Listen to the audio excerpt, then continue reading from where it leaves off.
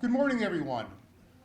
Good morning. My name is Scott Wilderman. I'm the President and CEO of Career Resources. And I want to thank you this morning for coming to be part of this release of the new State of Reentry report. I also, as I mentioned, we have hard copies of the report right behind you. Please take one when you leave.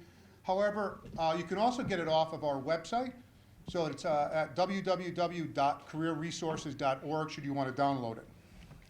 Now, today was actually made possible, and I really have to thank Senator Tony Hwang and Representative Chris Rosario for sponsoring this event. And also afterwards, we're going to be holding an incredible panel discussion, and hopefully you'll join us in that panel as we listen to experts in the field and the challenges that reentry faces, that all reentrants face when they come back out of incarceration. Now, this report, I want to recognize some individuals that made this report actually possible, and that is the State of Reentry Advisory Committee. Some of them are here today. If you're here, please just raise your hand. Tahiba Bain, Executive Director for Women Against Mass Incarceration. Earl Bloodworth, he's the Director of Mayor's Initiative for Reentry Affairs for the City of Bridgeport. We have Aaron Forrest, Counselor Supervisor of Reentry Services Unit, Connecticut Department of Correction. I know Beth Hines is over there, so Beth Hines, our good friend, is the Executive Director of Community Partners in Action. And I know Fred Hodges is here. Where's Fred? Right. There you go, Fred. Fred is Director of Community Affairs for Family Reentry. And of course, Daryl McGraw, Executive Director of Formerly Inc. I know Daryl's here today. I want to thank you all for actually being part of this initiative. I also have to thank the funders for making this happen. We have some really great funders that have been in this reentry fight for us for many years. I'd like to recognize, first off, the Tao Foundation. I don't know if we have anybody from Tao here, but of course, where's Judy McBride from the, there's Judy. So from the Hartford Foundation for Public Giving, thank you, Judy, for everything that you do. And of course, I have to thank Lucy and Jack Bainey. Lucy Bainey, just so everyone knows, is a Career Resources board member. She has been a fighter for women's issues around reentry and second chances for many years, and she's also in the biggest fight of her life right now as she is actually dealing with cancer. So please keep her in your prayers today. So with that being said, I just want to talk to you a little bit about why this report is so important. And first, let me just say, approximately 77 million Americans, or 1 in 3 adults, have a criminal record. Now, 650,000 people will be returning annually from prisons to their communities, and the residual effects of incarceration will persist long after their release. Believe it or not, they're going to face nearly 50,000 federal, state, and local legal restrictions that will make it difficult for them to reintegrate back into society. Now, let me tell you, however, in Connecticut, we're in a little different place. We are moving away from mass incarceration, due in part to an expansion of mental health and substance abuse treatment options and other programs that have diverted people from the criminal justice system. The number of people in the state prison and jails has fallen significantly from about 20,000 people in February 2008 to just recently a little over 10,000 in December of 2022. Now, there's no doubt that Connecticut has emerged as a pioneer in prison reform and reentry efforts. Elected officials, community leaders, and advocates continually share a vision to reduce the incarceration rate while making our communities safer and families stronger.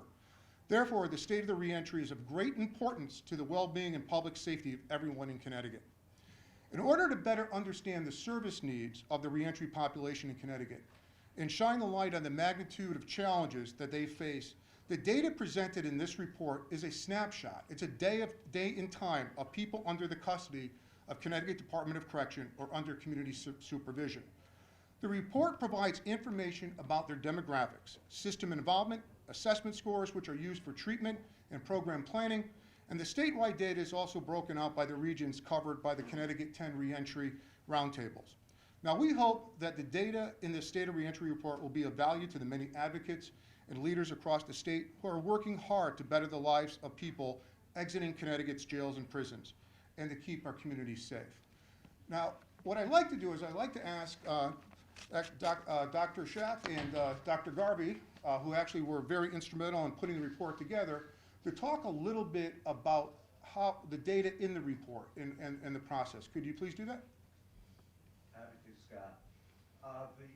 The data that's reported is from the Department of Corrections and from the Connecticut Judicial Judicial Branch Court Services Unit. What it is basically, as Scott said, a snapshot in time. We looked at June 1st, 2022, and we looked at all of the individuals that was provided by the Department of Corrections who were under supervision at that time, either in halfway houses or on parole. Second, we looked at individuals that were currently incarcerated on that date with a release date within 6 months. So all of the data that you're looking at right now that we'll be discussing is focused on those populations. Thanks, Dave. So at a really high level, as Scott alluded to, in Connecticut we're succeeding in reducing the incarceration rate, but it's still substantially higher than many Western countries like Canada, France, and the UK. And in the context of the COVID pandemic, the prison population continues to be substantially higher than had been forecasted. So we still have many people re-entering the community. In fact, in 2022, there were 7,772 individuals released into the community.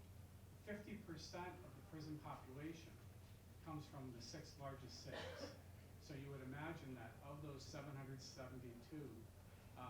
people being released into the community, about half of them are going back to those cities.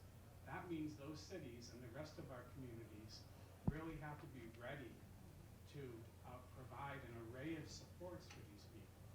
And these people who are re-entering don't just have one particular need, an important one like housing, but they have multiple needs: housing, employment, occupational training, physical and mental health supports, substance use disorder treatment. So, you know, the complex of needs that these people bring back to the community have to be responded to, and we need to have this array of supports available. Finally, we do see the incarceration rates dropping. At some point, we might start talking about closing facilities and things like that. If we do that, those savings that are realized through facilities closures should be reinvested back in the community, because people are being diverted from prison, but their needs still remain. Amen. So that's just a very high-level view of the other data. That a lot of the data in this report just reveal the enormity of the needs that these people have as they re-enter. Thanks. Thank you, Ron, and thank you, David. Greatly appreciate it. Next up, I'd like to have Rob Hebert, our Career Resources Chief Strategic Officer. Rob, would you please walk us through some of the major data points that came out of the report? Sure, good morning, happy to. So as Ron stated, the needs of this particular population are profound. For example, 94% of these folks that we looked at are suffering or in need of some form of substance abuse treatment. With regard to disparity, 13% of our population is African American. However, 35% of African Americans represent the prison population. That's kind of upside down for sure. One thing that came out of this that was interesting is that of the people that we looked at through the judicial information, 5 to 22% were in some form of housing insecurity. What's interesting about that is we talked to our friends that run the regional welcome centers across the state in New Haven, in Bridgeport, in Hartford, and in Waterbury, and those housing numbers far exceed what we're looking at when people go in. So I think we can assume that one of the results of being incarcerated is that you lose your housing. And I don't think we've really talked about that directly before. What else do we have? 62%, for my friend David Kluski in the back, are coming out without a GED, which obviously puts them at a disadvantage. And 94% have less than 5 years of work experience. So, you know, I would ask anyone listening, when you present with all those recidivism numbers are probably what they're supposed to be when you have all those challenges. So with that, I'll pass, Scott. Thank you. All right. Thank you very much for that. I also just want to recognize, you mentioned Dave, Dave McCluskey, the legislative liaison for Department of Corrections here today. Dave, I just want to recognize you and also thank Department of Corrections for all their support in making this data possible. And also I see Gus Mark Hamilton and his team is out here with the Smart Justice team from the ACLU. I want to thank you all for coming out here in force. Keep up the great work, guys. I'd like to turn it over now to Senator Tony Hwang and Representative Chris Rosario to provide some commentary on the state of reentry and what their perspective and what can be done in our community. Up first is Chris Rosario. Thank you. Good afternoon, everybody, or good morning. Thank you, Scott. Thank you, everybody at Career Resources. It's an honor to be here today to talk about the state of reentry. I've been in the legislature for about 9 years, but I've been working in reentry for close to 20 years, back when it was a taboo subject. And I want to thank all the pioneers, all those folks who have been working on this for a long time. Glad to be joined. I have my colleague here, Representative Robin Porter, who you'll be hearing from her shortly. For many of those years, you've been hearing about my personal struggle, my issues with having a loved one that's been incarcerated. And I'm proud to say that for the first time publicly here at the LOB, I'm joined by my brother Virgilio, who's come home and returned. And he's going to be the voice, along with many others, about some of the successes we've had, but also some of the struggles. And we were in Appropriations Committee the other day, and I was talking to the Secretary of OPM, and we can tout all the closures of facilities all we want, but those folks are still under state supervision, whether that are halfway house, probation, parole, special parole. They are still under our care. So those funds need to go directed to where they need to go. Just like in education, the money follows the child. I think that the money needs to follow that reentry citizen. So thank you so much, and hopefully we'll be hearing from Virgilio, and he could tell you a firsthand account of some of his struggles later on. And thank Senator Hwang, because it is truly a bipartisan, bicameral effort. Thank you.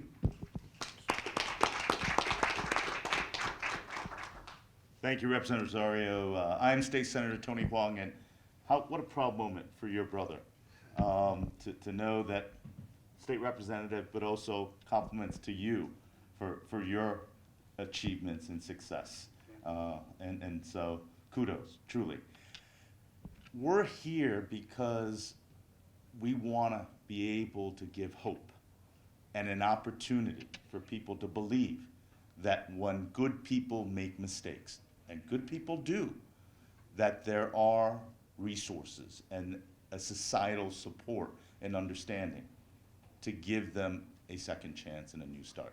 It is important for us as we go through the legislative process. We have today, part of the reason for this press conference is to thank Career Resources for their compilation and all the contributors to compiling this report. Because one of the things that we work very hard in creating policy is we need data points to understand where we need to direct our resources. Representative Rosario cited an important part that we may be patting ourselves on the back in closing correctional facilities, but where do the people go? Where is that resource that's being saved, being allocated? The fact is, recidivism has not changed. And if you are not creating a new environment, a new ecosystem to afford people opportunity, meaning education, supportive counseling, mental health services, in some cases substance abuse support, housing, the whole ecosystem that might have led to those actions of incarceration. Unless you create a new environment, we're creating a return to that same behavior. So for us as legislative bodies, having this data point, having the advocates, learning from the personal stories that's shared by Representative Rosario, formerly by former Senator Ed Gomes, by my colleague Robin Porter, they bring a personal perspective to this. But I'll bring a perspective of what's in it for the rest of the community. It's about increased productivity, increased jobs, but also a increased contribution to our society. There is no tangible dollar and cents to it. But you know when someone succeeds, like Virgilio. Words cannot describe the pride that family have, that your loved ones have, to be able to get another second chance. So for me as a legislator, this is not a party issue. It's not a socioeconomic issue. Sure, some of it might have caused the root of it, but we have a responsibility to create an environment and an ecosystem for every individual to succeed. And I want to thank Career Resources and your great work to having this panel, to having this illustrious group of people who can offer their insights to teach us how we can create a better environment and ecosystem for people that have made the mistakes and pay their debts to society to have a second chance at success and the quality of life that everyone deserves. Thank you, Scott. Thank you. Robin, I'd like to have you say a few words, please. Thank you, Scott.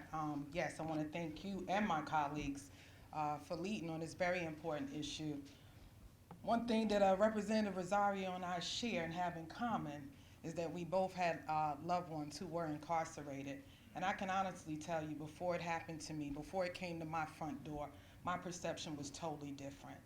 And that's why I think it's so important that we have this panel here today, people with lived experience, because the people closest to the problems are closest to the solutions, but oftentimes furthest from the power. So today, it is our responsibility, our obligation to make sure that we use our power to empower you all to get what you need in order to succeed. We were in Norway. I have a DOC friend here. And we went to Norway because Norway is renowned for having the most humane prison system, penal system in the world, the entire world. And I can remember being interviewed, and one of the questions was, what are you going to say when you get back? And people say, well, you know, Norway is not Connecticut. You know, Norway doesn't have the same issues that Connecticut has and vice versa. I said, well, let's start with the person. Whether I'm in Norway or whether I'm in Connecticut, I'm still a human being. And we need to center humanity when we talk about the Department of Corrections, people who are incarcerated, good people who have made some poor choices, and some not so good people, let's be honest. But it really is about where the rubber meets the road, right? You know the Proverbs, 22:6, train up a child in the way that they should go. And when they grow older, they won't depart from that. So in this instance, what I will say is let's rehabilitate the person in the way we want them to go so that they don't recidivate. Because my question to you all today as we sit on this panel, I want you to be mindful and think about this. And then tell me what your answer is. What kind of neighbor do you really want when they come home? Thank you. I'd like to have Fred Hodges over there. Fred, if you please, I don't know if you can come up or if you can speak from there, but Fred has been a tremendous fighter for second chances for decades. And he's a good friend in this fight, and I'd like to have him share a few of his comments about some of the challenges. Up already. Yeah. Oh, man. Good morning, everyone. It's a pleasure to be up here to talk about the state of reentry, as myself being one who was formerly incarcerated in the state of Connecticut. And I'd just like to title Chris Rosario. When I came home in 2006, he had told me, if you're not at the table, then you're on the menu. And us who've been formerly incarcerated and impacted by the system, we're not on the menu anymore. We're in here and we're at the table. I just want to say some of what Robin said about rehabilitation. Where I come from, some people have never been habilitated. So when you talk about rehabilitation, how about habilitation? Because of the norms and the way that they feel and the way that we grew up in certain environments, that were not bad people, we just made bad choices, and then have certain norms growing up in our community when we lived on just survival and crisis. Never no normalcy, or what you might call normalcy. So now that we are closing prisons, Where prison, when I was in, the population was 21,000. Now we're talking about 7,000. The question is, where's the money going? The question is, are we going to reinvest, like they're saying up here, in jobs? I know Tony talked about hope, but I'm really talking about opportunities. I'm talking about real opportunities where people can have careers, where individuals can have homes again. Where's that money going to be at? Where's that money going to go at? So I'm here today as working for Family Reentry and been in this business for the last 17 years. We got to do better. I'm calling on the government, and we're still having an issue with IDs. I'm going to talk about that right now. We're still having an issue with IDs, that people are coming home that don't have an ID. I'm going in my pocket and getting a person an ID when it's only costing our state less than 3 cents to get a person an ID when he come home. It's not like you don't know who he is when he's in there. You have FBI fingerprints. You have a lot of things that can tell you who the person is, that you'll know who he is, that you can have an ID. When I came home, that DOC picture that you get, you can use that and go to the DMV and get an ID. What changed? We had to have the conversation, and I'm talking about with the municipalities. Us who represent reentry, our legislators who represent reentry, it's time to bring the municipalities in here to get them more involved in the reentry, because there's things that our state can do that can help move reentry and a little bit humane in our society and here in Connecticut. We still got the four cities that have the most people that's incarcerated: Waterbury, Hartford, Bridgeport, New Haven. And I'm seeing on front line where people are still coming home and they don't have certain needs. They're coming home, they're not having housing. They're coming home, they're not having jobs. We got a lot of training. We got to spend more money in voc ed. We got to have a little bit more inclusion with people who was informally incarcerated. And with that, I'm going to move on. I would like my man Zoin to say a few words since he just got home. Come on, Zoin. Come on. Virgilio. Virgilio. Yeah. Can you repeat your name, please? My name is Fred Hodges. Come on up, Virgilio.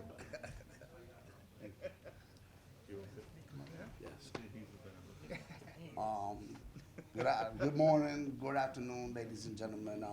My name is Virgilio Rosario. I've just been released 18 months. I got out in June 15, 2020 on my birthday. And there's many struggles that I faced that I knew I would face even before I got out of prison. And one being Christopher Rosario's brother, right? So I will be held to higher standards. But I'm gonna go back to the genesis of my life and when I transitioned to say, you know, I want to change the paradigm of what it is to be stereotyped, marginalized, or viewed upon by other people's expectations of what a formerly incarcerated person should be like, right? So I came out here. I have not ruffled feathers. I've had clashes with some of these same reentry people that hold nonprofits and stuff because, you know, I knew that it'll be that much difficult because my passion will be different in the sense that I really want more connection instead of pamphlets, instead of, this is the beginning of the first time that I see that they true got data on where the needs that should be needed, right? But this is all based on metrics from the doctors, based on probably dubious reports, all kind of things that could come into play. Because the truth of the matter is, when a person gets out of prison and they don't have a family, they've been totally disconnected, not just from family, they're coming home to nothing with a blank canvas of what their life was like before they went to prison, right? And then you got people in society that are gonna judge them based on what they did before they went to prison, right? So they never took the time to try to invest a little bit to get to know this person, right? I myself was a repeat recidivism. I attribute my change to people like Fred Hodges. I cried the first time in my life that I seen a man that was in prison with me come visit me in Fresh Start. His name was Daeed McKnight. I cried because I never in my wildest dreams James thought that I see a man that I had so much respect for go change his life and come back to prison to tell me this could be done and impress, those that, I was in prison with Brian Sullivan. I was in prison with a lot of people that are in the reentry sector. And I wasn't, visually, I wasn't settling for the establishment. I wanted more for myself, right? So there's a way to communicate with a certain culture that sometimes behaving good in prison gets you alienated like you're part of the establishment. So I figured that, you know what, I might have to take that ride, right? So when I come back to these men, they can see me as organic, right? So then they're also gonna see that, look at the transformation is different. I came out here to look for employment, and I knew with my record on metrics in black and white, I won't hire me. I own a business now. I employ people. I changed my community. I changed swaths of land in my community that was in perdition and dump sites for over 100 years probably, and now they're parking lots ready to be developed. I done built laundromats, stuff that businessmen in society now are starting to realize that they can allocate these job opportunities to men such as myself, that have companies to hire men such as myself that are transforming their lives to transform their neighborhood.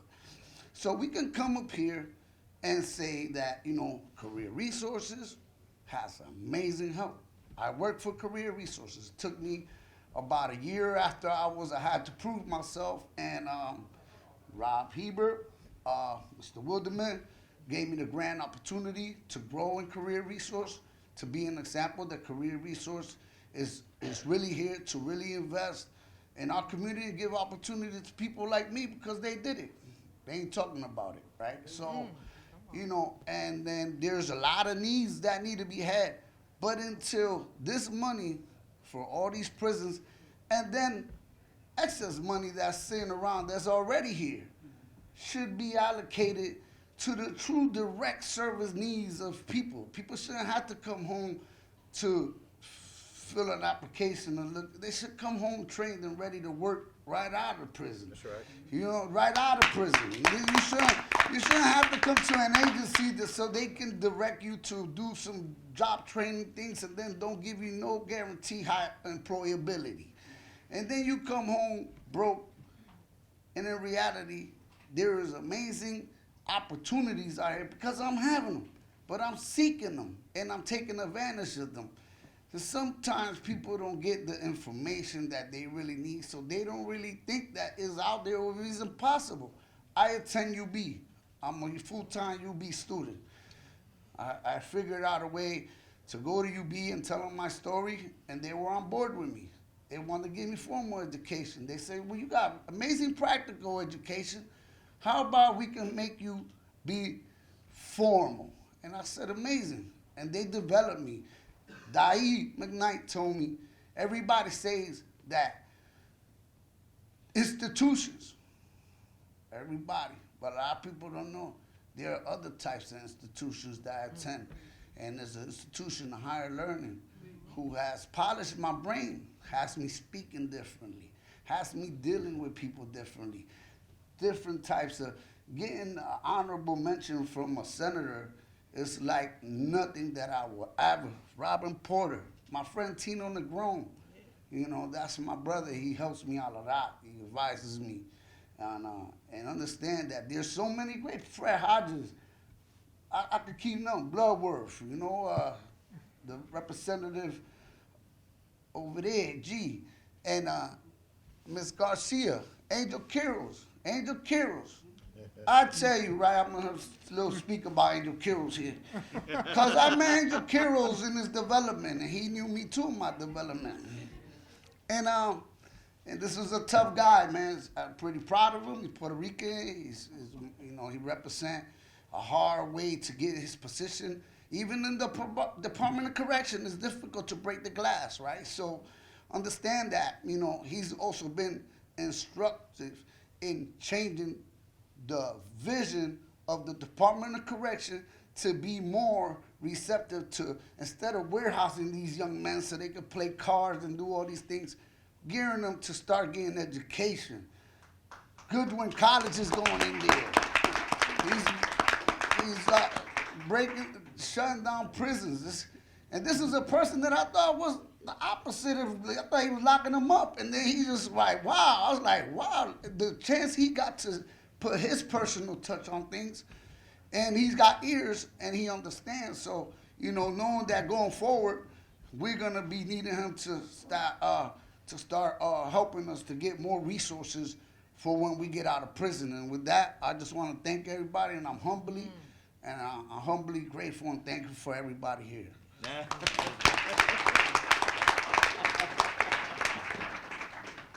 I hope you guys got that on tape. That's great.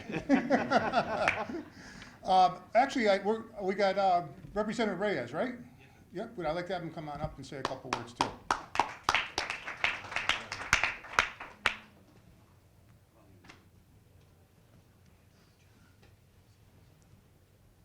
Thank you. Come on. Thank you. Thank you. It is good morning. It still is good morning. So Waterbury is one of those 6 cities that we talked about where the 50% of the population comes from. And I understand the struggle simply because many of my constituents are folks that have needed second and third chances. And I represent them in Hartford. I am their voice here. And when I see my esteemed colleagues like Representative Rosario, Representative Porter, Senator Hwang involved in these initiatives, I don't care what I'm doing in this building, I'm coming right down here to support them because this is where the rubber meets the road, and we do need to shift the resources to where the people are. We talk about meeting the people where they are. This is where it starts, right here. I want everybody to understand that actually most of us are on appropriations, so we actually will follow the money and make sure that we can actually put the money back into the people that deserve it. Because if you've done if you've done your time and you've taken the steps to rehabilitate yourself, the onus is on us as state representatives and state leaders to actually figure out a better way for you than what we've been doing. So thank you, and again, continue success to all those folks that advocate here. I can't find a more harder working group than these gentlemen and ladies in these blue shirts. God bless you all. And I just got to give a big shout out to Representative Fred G. too. Fred, thank you very much for all your great work that you have done for us. So at this point, I'd like to open it up also for any questions that anybody might have of anyone. Yeah, I was just reading through the report a little, and I had a chance to look at the governor's recommended budget. So closing Willard is about $6.5 million. But, you know, in one of your conclusions, you say, you know, you need a reliable, a stable funding stream. So how much funding do you need? You know, how much more than the $6.5 million, you know, if you could have your drugs? Well, let's start with the 6.5 million. I think that's a great place to start.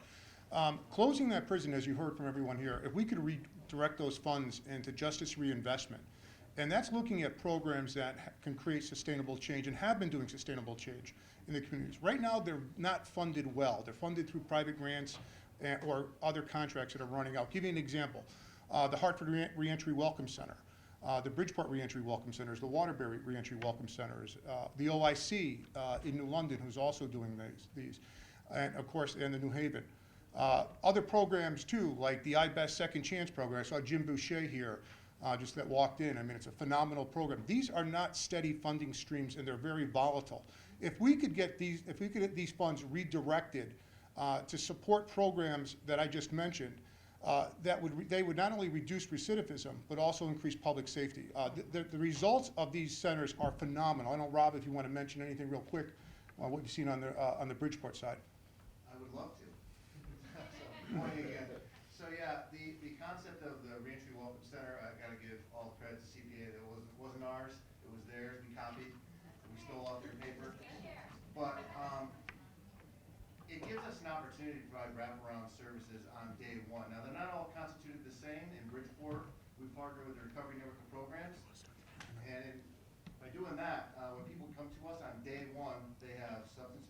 mental health, housing, employment, and basic needs services all in one shop, day one. I can tell you that since our soft opening in April, we've served 183 people already. Out of that 183, short sample, short term, but only 4 people have been rearrested. That is a super low recidivism rate. It's going to go a little higher, I know that, but right now it's tracking in single digits, and I would be willing to bet that my partners at CPA are experiencing the same issue. Thank you. Thank you. But seriously, how much money do you need? That was my basic question. Yeah, go ahead, Judy. If I may, I'm Judy McBride with the Hartford Foundation for Public Giving. And I have to say, supporting these programs long-term requires a public-private partnership. The $6.5 million that this gentleman has identified with the closing of a prison that's about to happen, taking a portion of those funds and putting it along with private resources. The foundation, part of our mission is to ensure that everyone has opportunity to reach their potential and thrive. We've heard, just in plain English, the challenges that people face. In 2021 alone, we supported the Greater Hartford Reentry Welcome Center over $1 million. We cannot do that without the support of others. So I just wanted to say, we have been in this fight for the long haul for all the right reasons. Our strategic goal is to help working with others dismantle structural racism and really ensure the economic and social upward mobility of all residents, and that includes the populations that have been incarcerated. If I could just so briefly add, I know I've been working with Rob and also the folks on OFA as Representative Reyes. I'm on the Judicial and Corrections Subcommittee on Appropriations. So I plan on adding those dollars, those prospective dollars from some of the closures. And I look forward to working with Commissioner Quiros and his staff on that. And I do want to quote Governor Lamont as we sat down in the budget address. He said he doesn't want more taxes, he wants more taxpayers. This will allow you to create a bigger workforce. These could all be potential taxpayers if that's the goal. Yeah, I'm still trying to get at how much, money do you guys believe would be ideal to whatever it takes. I mean, that would be what everybody says who comes up here with an ask. I'm just trying to get an idea of a dollar amount. If you don't have one, you don't have one. I mean, If I know Mr. Hebert has some information here. Yeah, so we crunched some numbers, and if that whole 6.5 million was distributed to at least the reentry welcome centers to support that work, I don't want to bore everybody, but we're looking at somewhere from 37.2 to $50 million in savings, and that is represented by reduced incarceration rates, tax benefits from returning citizens, and again, fewer prisons because less people going in.